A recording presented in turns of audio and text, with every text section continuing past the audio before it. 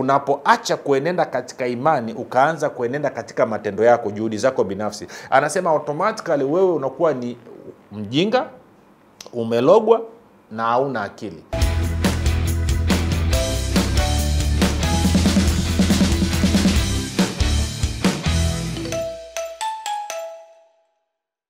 Popote pale ulipo rafiki, na kukaribisha katika mafundisho ya Kristo kupitia vipindi vya neema na kweli. Jina langu naitwa Huruma Gadi. Nafurahi kwamba umeweza kuungana nami kwa mara nyingine tena ili kuweza kusikiliza kile ambacho Bwana wetu Yesu Kristo ametuandalia. Kumbuka tu mafundisho ya Kristo yanakuja kwako kila siku muda na wakati kama huu, yakiwa na lengo la kujenga na kuimarisha imani yako wewe unanisikiliza, ili uweze kukua na kufika katika cheo cha kimo cha utimilifu wa Kristo. Kwa lugha nyingine, ufike mahali uweze kufikiri kama Kristo, kuzungumza kama Kristo na kutenda kama Kristo. Kufikiri kwako rafiki kuna mchango wa moja kwa moja katika kuamini kwako. Ukifikiri vibaya utaamini vibaya, lakini kama utafikiri vizuri basi ni dhahiri utaweza kuamini vizuri. Hivyo basi fanya maamuzi ya kufikiri vizuri, na kufikiri vizuri ni kufikiri kama Kristo. Na ili uweze kufikiri kama Kristo huna budi kuwa mwanafunzi wa Kristo, na mwanafunzi wa Kristo anasikiliza na kufuatilia mafundisho ya Kristo kupitia vipindi vya neema na kweli. Tunaendelea na somo letu rafiki, tuko kwenye agano la neema na tumekusha kuangalia mambo kadha wa kadha. Vipindi kadhaa vilivyopita nilikuwa najaribu kujikita kuangalia jinsi ambavyo Torati ni laana. Kipindi cha leo na cha kesho nataka tuangalie jinsi ambavyo neema ya Mungu inaleta baraka, na baada ya hapo tuangalie basi neema na imani vinafanyaje kazi hasa katika eneo la fedha na uchumi. Nafahamu watu wengi wametuandikia wana changamoto mbalimbali katika hilo eneo, na kwa maana hiyo tutaingiza mafundisho machache kuanzia wiki inayokuja kwa ajili ya kuangalia tunawezaje kuenenda katika uhalisia huo wa neema na kuona fedha na uchumi wetu umeweza kubadilika. Kumbuka tu mafundisho haya yanapatikana katika YouTube channel yetu inaitwa Mwalimu Huruma Gadi. Ukifika pale subscribe, lakini pia utakapoangalia tafadhali like pamoja na kushare. Na kama ungependa kupata mafundisho ya kwa njia ya sauti, basi tunapatikana katika mtandao wa kijamii wa Telegram. Telegram inafanya kazi kama WhatsApp. Unaweza ukatuma ujumbe mfupi tukasema niunge, na ukaunganishwa kwenye grupu linaloitwa Mwanafunzi wa Kristo. Namba ni 0789500242 0789500242. Napenda kutoa shukrani za dhati kwako wewe ambaye umekuwa ukisikiliza na kufuatilia mafundisho ya Kristo kila itwapo leo, lakini zaidi ya yote umekuwa ukihamasisha wengine nao waweze kusikiliza na kufuatilia. Kwa hiyo nakupa hongera sana sana. Kumbuka tu unapoalika mtu yote kusikiliza mafundisho kwa mara ya kwanza, mpe angalizo, mwambie mafundisho yanalenga kufanya ufikiri kama Kristo na wala si Adamu. Na kwa maana hiyo mwanzo unaweza ukayaona kama ni magumu, lakini sio magumu. Toa siku 3 Roho Mtakatifu apangilie mafali kichwani, nao utaweza kuyaelewa. Ukimpa mtu angalizo hivyo litamfanya aweze kusubiria. Maana yake tuna record ya kuonyesha kwamba kila mtu anasema mwanzo niliona kama mafundisho ni magumu, lakini baada ya kuyaelewa anasema nimefurahi. Kwa lugha nyingine, msaidie kuvaa miwani ya neema na avue miwani ya Torati. Baada ya kusema hayo, pia napenda nitoa shukrani za dhati kwako wewe ambaye umekuwa ukifanya maombi kwa ajili ya usaji wa vipindi vya neema na kweli kwa ajili ya kwangu mimi pamoja na timu yangu. Nasema asante sana kwa maombi yako. Kwa kweli maombi yako yanaleta tofauti kubwa sana, usichoke wala usiache. Unapowaombea wasaji wa vipindi vya neema na kweli, tumia Waefeso 1:17-18 na Wakolosai 1:9-11. Na kama ada maombi hayo pia unaweza kuyatumia juu yako mwenyewe na kwa familia yako. Na pia kutoa shukrani pia za dhati kwako wewe ambao umefanya maamuzi ya kuwa partner wa vipindi vya neema na kweli, unachangia gharama za kupeleka injili kwa njia ya radio. Tunasema asante sana nyote. Nasema neema na amani ya Bwana wetu Yesu Kristo zidishwe kwenu. Amen. Rafiki, katika kipindi kilichopita tulikuwa tumeanza kuangalia niende moja kwa moja kwenye point. Galatia 2:21. Mtume Paulo anasema hivi: "Siibatili neema ya Mungu, maana ikiwa haki upatikana kwa njia ya sheria, basi Kristo alikufa bure." Haki ikiwa inapatikana kwa njia ya sheria, basi Kristo alikufa bure. Sasa kumbuka, haki ni wewe kuwa kama vile Mungu anataka uwe. Kwa lugha nyingine, haki ni kuwa kutokuwa na hatia wala mawaa mbele za Mungu. Kwa lugha nyingine, haki ni hali ya kukubalika mbele za Mungu. Na kama nilivyokuambia, hii haki ni asili, sio tabia. Haki ni asili, kama ambavyo dhambi nayo ni asili, sio tabia. Na kwa bahati mbaya Wakristo wengi hawajajua ukweli kwamba haki ni asili na dhambi ni asili. Dhambi tunaipataje? Dhambi tunaipata kwa kuzaliwa. Mtu anapozaliwa katika mwili, ama kwa lugha nyingine unasema anapozaliwa na mwanamke, anazaliwa akiwa ni mwenye dhambi. Na mtu anapozaliwa mara ya pili, kwa lugha nyingine anapozaliwa kwa roho na neno, anazaliwa akiwa ni mwenye haki. Kwa hiyo kwa lugha nyingine sisi watu wanakuwa ni wenye dhambi kwa sababu ya kuungana kwao na Adamu, na watu wanakuwa ni wenye haki kwa sababu ya kuungana kwao na Kristo. Kwa hiyo kwa lugha nyingine, mtu anapozaliwa katika mwili, anapozaliwa na mwanamke, maana yake ni kwamba anazaliwa akiwa ameungana na Adamu. Na kwa maana hiyo automatically dhambi ya Adamu inakuwa ni dhambi yake. Na mtu anapozaliwa mara ya pili kupitia neno na Roho Mtakatifu, anazaliwa akiwa mwenye haki. Kwa lugha nyingine, anazaliwa akiwa ameungana na Kristo, na hivyo haki ya Kristo inakuwa ni ya kwake. Ukisoma kwenye Warumi 5:18 na 19 inaweka wazi kabisa hilo. Sasa Wakristo wengi hawajui. Kwa hiyo kwa sababu ya kutokuelewa hili, watu wengi wamekuwa wakiangalia swala la dhambi na haki kama swala la tabia. Na Biblia inaonyesha sio swala la tabia, inaonyesha ni swala la asili. Sasa mtu akiwa ni mwenye haki, then tunategemea automatically tutaona matendo yanayofanania haki. Kama vile ambavyo mtu alivyo na asili ya dhambi, tunaona automatically matendo yanayofanania dhambi.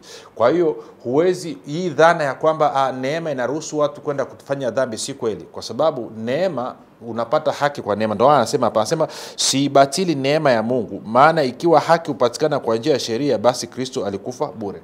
Kwa lugha nyingine, anazungumzia haki inayopatikana kwa neema. Anazungumzia haki inayopatikana kwa neema. Anasema kama haki inaweza kupatikana kwa sheria, basi na maana Kristo alikufa bure. Kifo cha Kristo hakina maana yoyote, na kwa maana hiyo hii neema inakuwa haina faida yoyote, na hii kitu inakuwa si kweli. Sasa watu wengi hawaelewi hilo, rafiki. Kwa ngoja nieleze kitu hichi, kwamba Wakristo wengi kwa sababu ya kushindwa kuelewa kwamba haki ni asili na dhambi ni asili, wamejikuta wako matatani.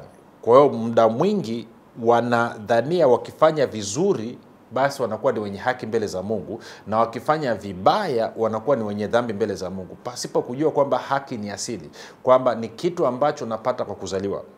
Leo hii tungekuchukua, rafiki, chukulia mtoto amezaliwa, alafu akafungiwa kwenye chumba, akaekwa, akakaa na malaika, asichanganyike na watu wengine wowote wale, alelewe na malaika. Unajua kitu kimoja, rafiki, huyu mtoto ataendelea kukua. Maana yake ni kwamba bado atakuwa na asili ya dhambi ndani mwake. Kwa lugha nyingine, atakuwa ni mwenye dhambi. Sasa tunafahamu Biblia iko wazi, inasema kwamba dhambi inaanza kuhesabiwa tangu ujanani. Na ukisoma wakati wana wa Israeli wamegoma kuingia Kanaani, utaona kwamba alikuwa anazungumzia miaka 20 kwenda juu. Kwa hiyo ina maana kabla ya hapo watu wanakuwa wako salama. Ndio Biblia inavyoonyesha kwamba makosa, dhambi zile ile ama nini hahesabiwi juu yao. Ndio maana kwamba wazee waliasi wakapigwa 20 kwenda juu, wakatandikwa, lakini 19 kurudi chini wakawa wako salama. Sasa nisikize kitu hichi. Kama dhambi ni asili na haki ni asili, ndio maana Yesu Kristo anakuja kufanya nini? Kuondoa dhambi. Ameondoaje dhambi? Ameondoa dhambi kwa sababu mshahara wa dhambi ni mauti. Warumi 6:23. Kwa hiyo maana yake ni kwamba ilibidi afe alipie dhambi yako, na kwa maana hiyo asili ya dhambi ikaangamizwa kama Warumi 8:3 inavyosema, na alipofufuka akafufuka akiwa ni mwenye haki, na automatically ikakufanya wewe kuwa mwenye haki. Ndio maana ukiangalia hapa juu mstari wa 19 anasema hivi, maana mimi kwa njia ya sheria naliifia sheria ili nimuishie Mungu. Nimesulubiwa pamoja na Kristo, lakini ni hai, wala si mimi tena, bali Kristo yu hai ndani yangu, na uhai nilionao sasa katika mwili nao katika imani ya mwana wa Mungu ambaye alinipenda akajitoa nafsi yake kwa ajili yangu. Siibatili neema ya Mungu, maana ikiwa haki hupatikana kwa njia ya sheria, basi Kristo alikufa bure. Kwa hiyo ina maana mshahara wa dhambi ni mauti. Ndio maana Kristo ilibidi aingie katika nafasi yangu, na alipokufa sio tu kwamba aliondoa dhambi, sio tu kwamba aliondoa laana, lakini pia alinifungua kutoka katika maagano yote ambayo kwa namna moja ama nyingine yamekuwa yakiathiri maisha yangu. Na ndio maana sasa Paulo anakuja kwenye mlango ule wa 3 anasema hivi, enyi wa Galatia msio na akili, ni nani aliyewaloga ninyi ambao Yesu Kristo aliwekwa wazi mbele ya macho yenu ya kuwa amesulubiwa? Nataka kujifunza neno hili moja kwenu. Je, mlipokea Roho Mtakatifu kwa matendo ya sheria au kwa kusikia kunakotokana na imani?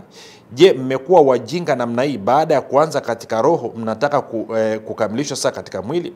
Tena taratibu. Mtume Paulo hapa anapambana na hao Galatia kwa sababu kuna dhana ilikuwa imeingia katika kanisa la Wagalatia kwamba ukitaka kuona maisha ya baraka, ukitaka kupata maisha ya baraka, maisha ya ustawi, maisha ya mafanikio, maana yake ni kwamba inabidi uwe sehemu ya agano ambalo Israeli walikuwa na hilo agano na Mungu. Ambao hapa inazungumziwa nini? Agano la kale, Torati, sheria, amri 10. Narudi tena Kumbukumbu la Torati 4:13. Na ishara moja hapo ya kushika agano, kutunza agano, ilikuwa ni tohara, kwamba wanaume wote wanatakiwa watahiriwe.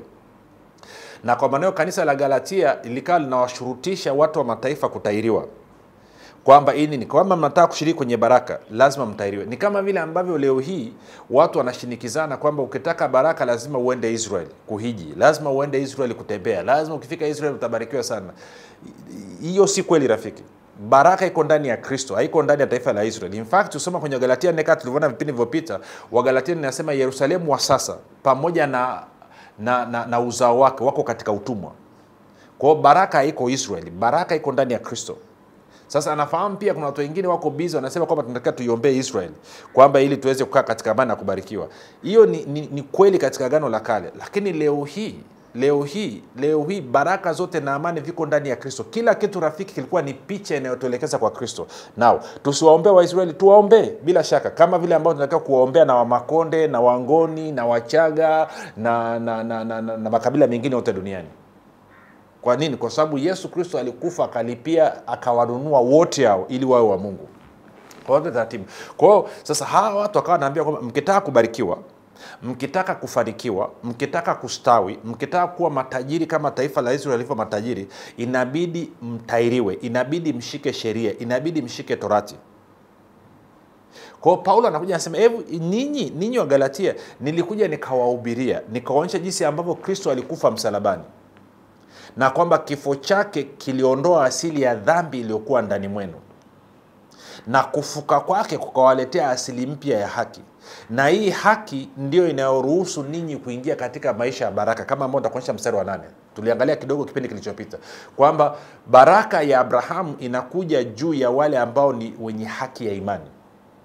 Kwa anawaambia ninyi mmeanza katika roho, maana yake maisha ya neema. Mnataka sasa kukamilishwa katika mwili, maana yake maisha chini ya sheria. Anasema ninyi wa Galatia ni wajinga. Ninyi wa Galatia mmelogwa. Ninyi wa Galatia hamna akili. Kwa nini? Kwa sababu mtu yeyote atakapoamua kutoka chini ya neema na kuja kuishi chini ya sheria ya Torati ya amri 10, kama tulivyoona kwenye Wagalatia 1:6-7 mpaka 9 pale, Paulo anasema kwamba huyo mtu alaaniwe. Anasema iwe ni malaika, iwe ni sisi, huyo mtu alaaniwe. Kwa nini? Kwa sababu hakuna mtu ambaye anaweza kutunza sheria zote 613. Haiwezekani. Ndio maana Mungu akaleta utaratibu wa dhabihu, kwamba sadaka ya amani na kuteketezwa na dhambi, kwa ajili ya kufungua mlango kwa yeye kuwabariki watu, kwa sababu alijua hakuna mtu yeyote anaweza kubarikiwa kupitia hii Torati ya Musa. Kwa hiyo anaambia ninyi waliokuja kuambia kwamba inabidi mtahiriwe, waambie sawa, umeokoka, umemwamini Yesu Kristo, lakini inabidi utahiriwe ili uweze kubarikiwa. Kama vile ambavyo watu wanaambia sasa inabidi mkaombe rehema ili Mungu aweze kuwabariki. Wengine wanaambia inabidi mkafunge ili Mungu aweze kuwabariki. No. Kufunga ni muhimu, kuomba ni muhimu, na vitu vyote hivi rafiki. Kwa mfano kufunga kumbalishi Mungu. Kabla hujafunga jibu la Mungu ni ndio kwako. Wakati unafunga jibu la Mungu bado ni ndio kwako. Baada ya kufungua jibu la Mungu bado ni ndio. Kwa kufunga kuna kubadilisha wewe, akumbadilishe Mungu. Rafiki, Biblia inasema kwenye Malaki 3:6, Mungu habadiliki. Huna lolote wala mimi sina lolote naloweza kulifanya ili kumbadilisha Mungu. Kwa hiyo utaratibu wake amesema kwamba baada ya kuja Yesu Kristo mwanawe, haki tunaipata kwa neema, hatuipati kwa sheria. Haki tunaipata kwa imani, hatuipati kwa matendo ya sheria. Ndio utaratibu aliouweka. Sasa wewe ujaribu utaratibu mwingine wote nje ya neema na imani, maana yake ni kwamba unajiingiza katika laana. Na ndio maana sasa Paulo anazungumza, anasema wewe huna akili, anasema wewe umelogwa, anasema wewe ni mjinga. Sio maneno yangu, mimi nasoma Biblia rafiki, kwamba unapoacha kutegemea neema ya Mungu ukategemea Torati, sheria, amri 10, unapoacha kuenenda katika imani ukaanza kuenenda katika matendo yako, juhudi zako binafsi, anasema automatically wewe unakuwa ni mjinga, umelogwa na hauna akili. Na ukiangalia rafiki, wala sisemi kwa nia mbaya, nasema kwa nia nzuri tu, utaona watu wengi, ukienda hata watu wa duniani ukaanza kuzungumza nao perception sijui inaitwa ni kwa Kiswahili, lakini mtazamo walionao kwamba mtu akiokoka anakuwa amechanganyikiwa. Wote ni kwa karibu watoto wanasema hivyo. Yule amechanganyikiwa, ameokoka. Tangu ameokoka amechanganyikiwa. Kwa sababu gani? Watu wanaokoka alafu wanaanza kuwa na vitabia ambavyo havieleweki. Sasa kwa nini maisha yao yanaonekana amechanganyikiwa? Kwa sababu tuliona kipindi kilichopita kwamba unaporudi kwenye Torati alafu ukawa umeshinda kutunza zote, Biblia inasema Bwana atakupiga kwa wazimu. Bwana atakupiga kwa bumbuazi la moyo. Kwa hiyo lazima ukanganyikiwe. Ile ni Torati na kuvuruga. Ndio maana Paulo anasema jamani ninyi wa Galatia, watu wa mataifa, Torati kwanza haikuwa kwa ajili yenu. Kwa nini mnarudi chini ya Torati tena? Kwa nini mmekuwa wajinga namna hii? Kwa nini mnakuwa hamna akili? Nyie mmelogwa nyie. Haiwezekani mtu mwenye akili timamu umeokoka kwa neema kwa njia ya imani, alafu unatoka unaacha neema, unaacha imani, ukarudi kwenye Torati, kwenye sheria, amri 10 na matendo yako mwenyewe. Haiwezekani ukawa uko salama kichwani. Lazima kutoka kuna itilafu kichwani kwako. Na hiyo itilafu inatokana na wewe kulogwa. Maneno magumu sana rafiki. Imagine, maneno magumu sana. Ndio maana nafika mahali leo hii watoto wengi pia hawafurahii. Mimi nafahamu watu ambao walikuwa wanafanya vizuri kwenye maisha. Wana biashara, wana mali, maisha yanakwenda vizuri, watoto wanaishi vizuri. Alafu hao watu wakaja wakaokoka, wakapukutika, wakafilisika, kila kitu kikaisha. Watoto wao kisirisiri wanaweza sema wazi, wanamchukia huyu Mungu. Mungu gani huyu? Ukiwaambia habari ya wokovu hawataki kusikia. Kwa sababu gani? Wameona jinsi ambavyo wokovu ulivyokuja katika maisha yao ukasambaratisha maisha ya wazazi wao. Wengine sio tu kwamba walipoteza kila kitu, wakaanza kuumwa, makandamizo, magonjwa, mapepo, vifungo, yani hawajui kushoto na kulia kwa wapi. Na wote hao wanahangaika, wanaomba, wanafunga, wanaenda kwa mtumishi mmoja hadi mtumishi mwingine, wanatoa hichi, wanatoa kile, wanashindwa kujua kwamba kosa liko kwenye wao kurudi kukaa chini ya sheria, kosa liko kwenye wao kurudi kwenye matendo ya sheria badala ya kukaa chini ya neema na kuenenda kwa imani. Sasa angalia, anasema hivi. Kwa hiyo tukirudi kwenye Galatia 3 pale, anasema, ndaanza na mstari wa kwanza. Anasema, enyi wa Galatia msio na akili, ni nani aliyewaloga ninyi ambao Yesu Kristo aliwekwa wazi mbele ya macho yenu ya kuwa amesulubiwa? Nataka kujifunza neno hili moja kwenu. Je, mlimpokea Roho kwa matendo ya sheria au kwa kusikia kunakotokana na imani? Sasa huu mstari wa 3 na wa 4, mstari wa 2 mpaka wa 4 ni ruhusu nisome kwenye Biblia habari njema. Kuna kitu nataka nikuonyeshe pale. Anasema hivi rafiki. Anasema, napenda kujua tu kitu kimoja kutoka kwenu. Je, mlipokea Roho Mtakatifu, mlipokea Roho wa Mungu kwa sababu ya kutimiza matakwa ya sheria ama kwa sababu ya kuisikia na kuiamini Injili? Sasa tunafahamu Injili inamhusu nani? Ni Injili ya Kristo, ni Injili ya neema, tuliona hiyo. Anasema, je, nyinyi ni wajinga kiasi hicho? Nyinyi mlianza yote kwa msaada wa Roho. Je, mnataka sasa kumaliza kwa nguvu zenu wenyewe? Je, mambo yale yote yaliyowapata nyinyi yamekuwa bure tu? Haiwezekani. Alafu mstari wa 5 anasemaje? Anasema, basi yeye awapae Roho. Basi yeye awapae. Kwa Biblia habari njema anaendelea, anasema ule mstari wa 5 anasema hivi. Je, Mungu huwajalia Roho na kutenda miujiza kati yenu ati kwa sababu mnatimiza yanayotakiwa na sheria ama kwa sababu mnasikia Injili na kuiamini? 6. Chukueni kwa mfano habari za Abrahamu. Yeye alimwamini Mungu naye Mungu akamkubali kuwa mwadilifu. Sasa hapo huyu amenanikile kwenye neno anasema hivi.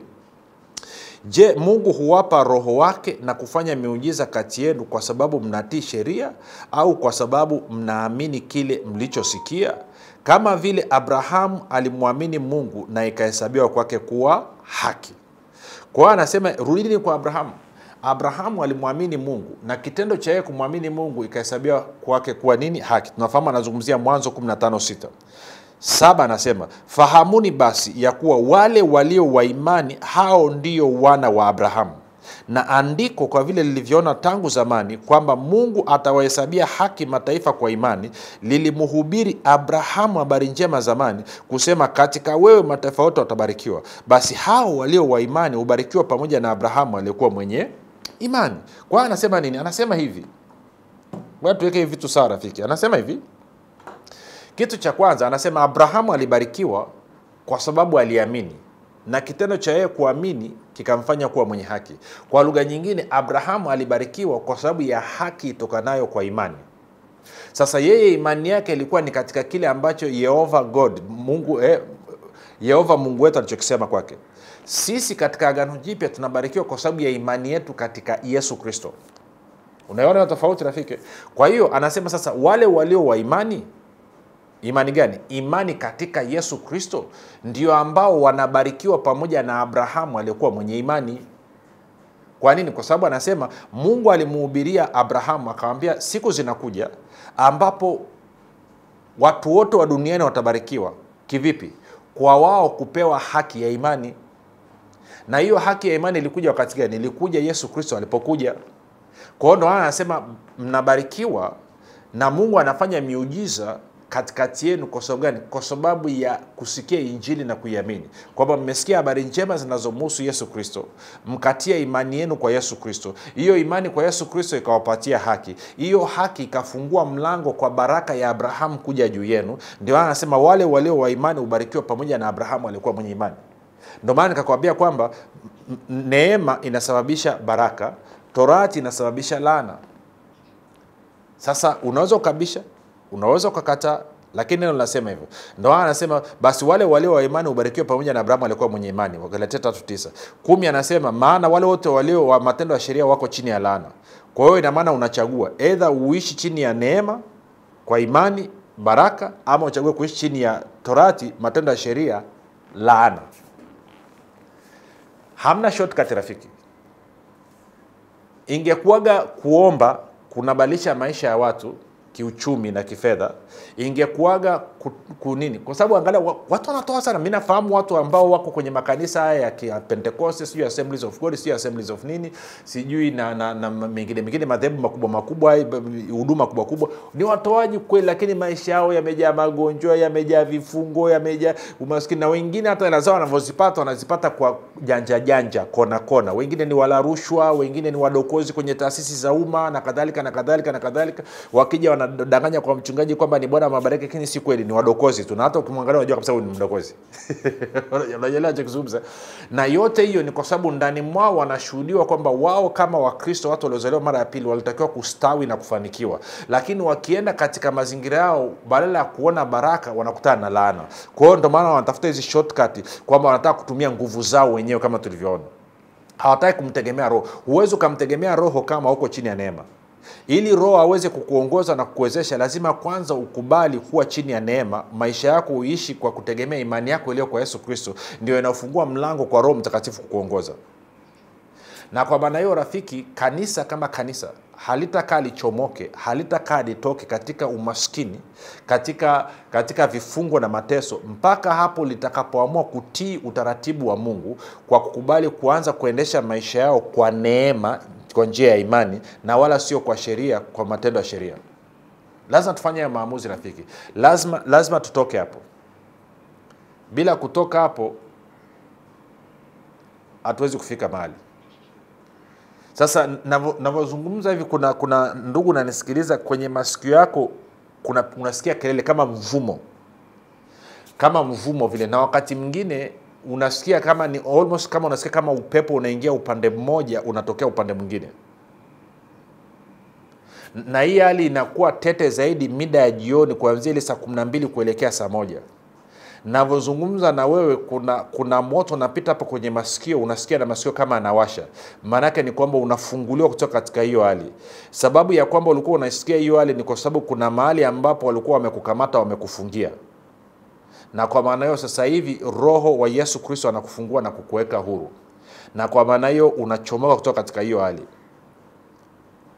Na kuna mwingine unanisikiliza, kwenye bega kuna mfupa anaita collarbone. Mimi sijui kwa Kiswahili unaitwa nini. Collarbone maana yake mfupa ulikuwa umevunjika hivi kwenye visopudishi vya hapa mbele hapa, ulikuwa umevunjika. Sasa hivi ninavyozungumza na wewe maumivu yamekata. Jaribu kuweka mkono wako juu. Ukiweka mkono wako juu utanyanyua vizuri tu bila shida yoyote. Pandisha mkono huo, mfupa umeshaunga. Wewe pandisha wala usiogope. Ndio maana hausikii maumivu. Sababu hausikii maumivu kwa sababu Roho yuko anashughulika hapo. Ukipandisha juu, ukiteremsha chini, unakuta mfupa umeunga. Na hebu mniandikie ninyi ambao nimezungumza habari zenu namna hiyo. Maana tunapenda kusikia shuhuda, tunapenda kusikia kile ambacho Bwana Yesu amefanya. Maana nilikuwa nazungumza hapa, ndio maana akanikata kwa ajili ya kulileta hilo. Kwa hiyo rafiki anasema yeye anafanya miujiza kwa sababu tumesikia habari njema. Ndio maana unaona ananifungulia hivi vitu kuhusu hao watu, kwa sababu tulikuwa tunazungumza habari njema, kutia imani kwa Yesu Kristo, kuishi maisha yetu chini ya neema katika imani tukiongozwa na Roho Mtakatifu. Sasa bahati mbaya ni kwamba rafiki, muda umeisha. Jina langu naitwa Huruma Gadi. Kumbuka Yesu ni Kristo na Bwana. Tukutane kesho muda na wakati kama.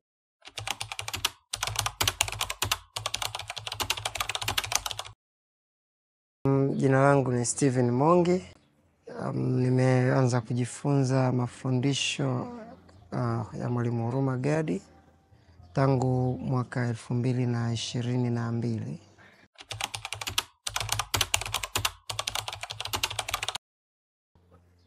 Kwa mara ya kwanza ilikuwa ni jambo la kustajabisha, kwa sababu namna anavyozungumza ni tofauti sana na watumishi wengi ambao tuliwazoea. Kwa hiyo ilihitaji kuwa na utulivu na kujaribu kusikia, kwa sababu wakati mwingine unasikia, unaona kwamba amezungumza jambo lile ambalo umezoea kulisikia, lakini analizungumza kwa lugha ambayo iko tofauti, na kwa sababu hiyo ina draw attention kubwa sana katika kujifunza.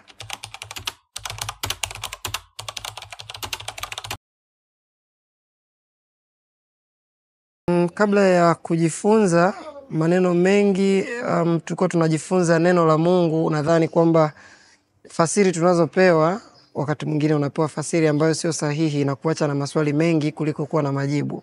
Lakini mara zote nilipokuwa nikimsikiliza Mwalimu Huruma, nilijikuta kwamba napata majibu sahihi ya maswali ambayo yalikuwa hayajibiwi na watumishi wengi waliokuwa wakifundisha neno la Mungu.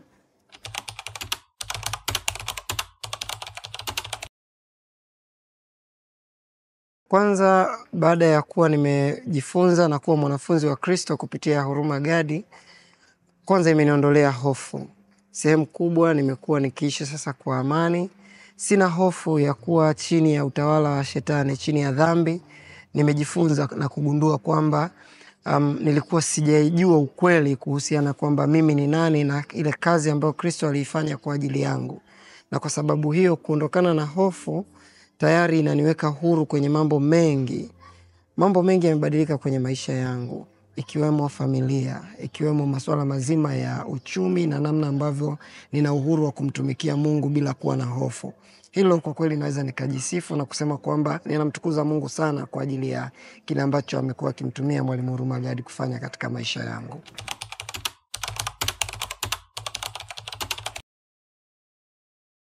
Wale ambao hawajajifunza mafundisho ya Kristo kupitia Mwalimu Huruma Gadi, ushauri wangu kwao ni kwamba wakati mwingine unapopata neema ya kumsikiliza, usikurupuke ukawa na hasira na haraka ya kufanya maamuzi kabla hujajua kile anachokifundisha.